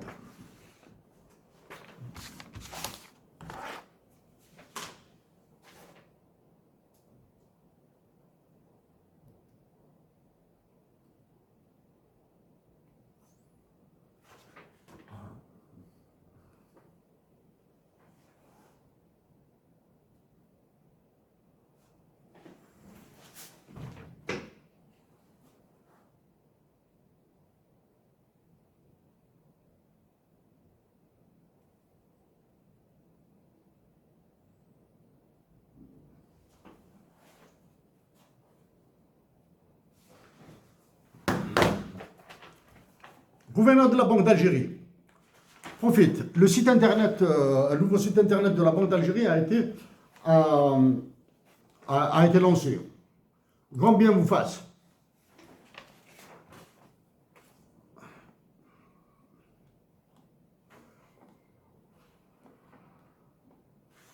S'il vous plaît, ces chiffres-là, ces chiffres qui tournent là,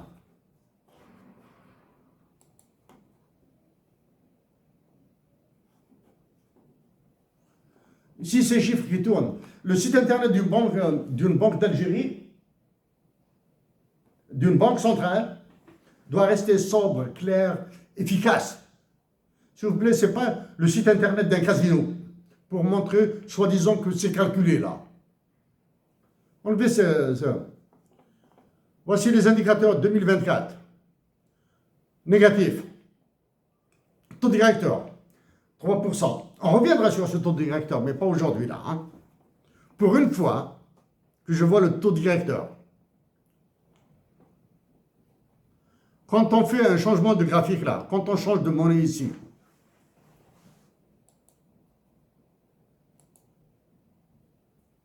ce graphique doit changer là. Hein.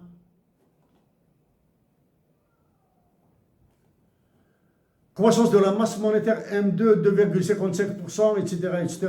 Je vous suggère, croissance du crédit à l'économie, 0,76%, croissance de la circulation fiduciaire. S'il vous plaît, pour les billets de banque, est-ce que vous pouvez séparer les billets de banque de la monnaie métallique? La monnaie métallique est une monnaie illégale, mais licite. OK?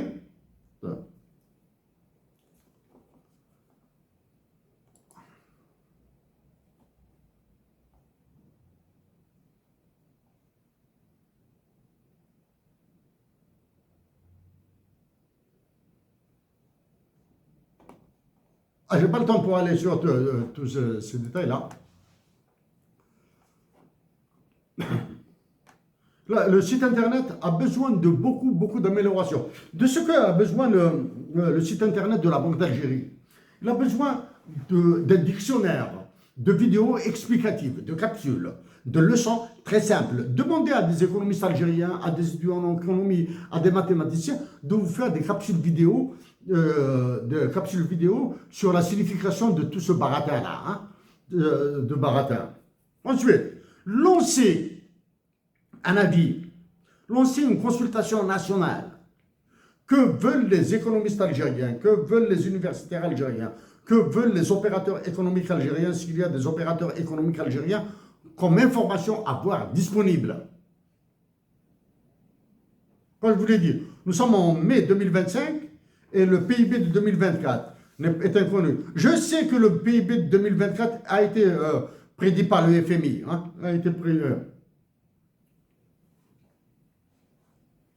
Celui qui occupe le Moradia, s'il vous plaît là, arrêtez de parler d'économie, arrêtez de parler de chiffres.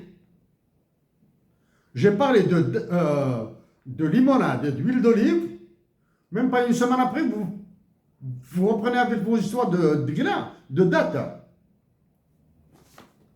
Ce qui est encore plus grave, j'ai dit au roi Mohamed VI du Maroc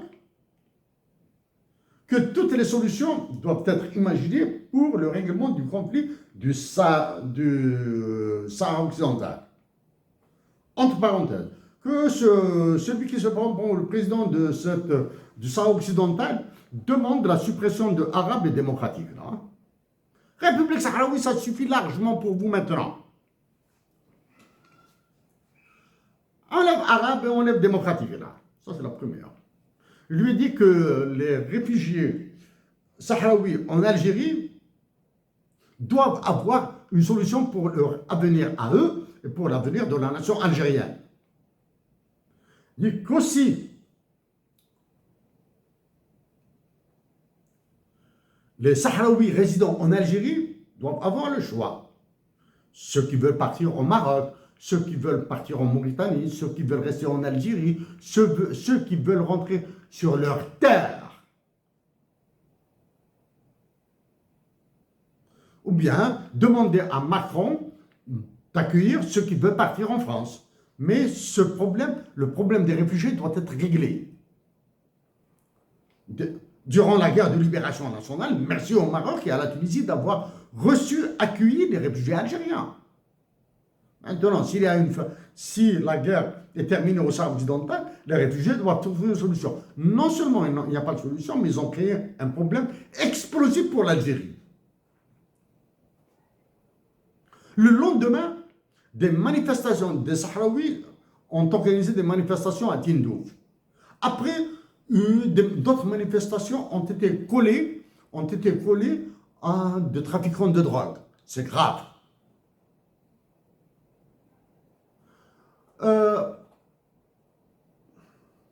Humblement, au roi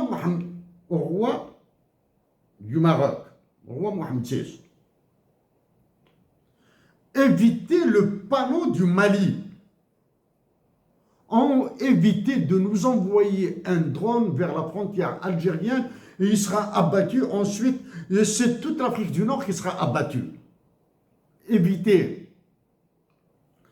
Avant d'envoyer un drone, si vous pensez que l'armée algérienne, à qui je souhaite tout le bien du monde, c'est-à-dire une révolution de juillet, si vous pensez qu'elle vous agressera, alertez Emmanuel Macron, alertez qui vous voulez. Mais sachez que l'Algérie, le Maroc et le Mali sont en train de faire fausse route.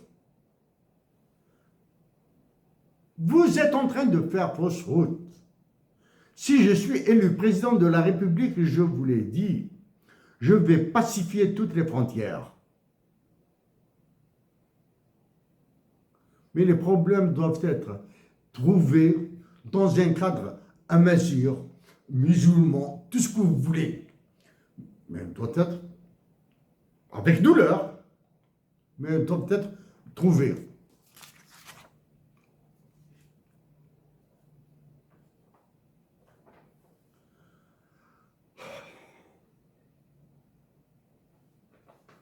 Chers compatriotes d'Algérie, à tous les chefs d'État, à très bientôt.